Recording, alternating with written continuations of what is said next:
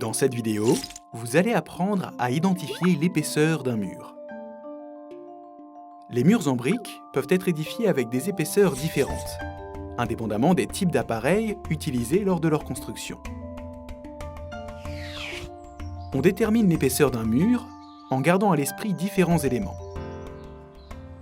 En fonction de l'humidité et de la température du lieu, l'épaisseur des murs permet de fournir des solutions adéquates pour une isolation optimale de l'édifice.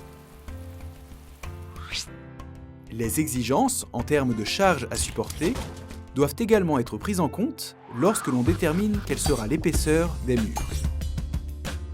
Enfin, le budget dont on dispose pour le projet sera déterminant pour définir l'épaisseur des murs, car le maçon ne peut travailler qu'à partir des matériaux de construction disponibles. L'épaisseur d'un mur s'observe en comparaison avec la longueur d'une brique.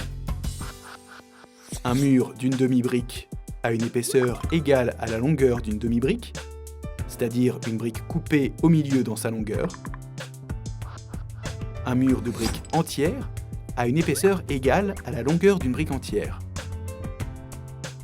Un mur d'une brique et demie a une épaisseur égale à la longueur d'une brique entière, additionnée à celle d'une demi-brique. Un mur de 2 briques a une épaisseur égale à la longueur de 2 briques. La plupart des murs en briques ont une épaisseur comprise entre la longueur d'1 à 3 briques.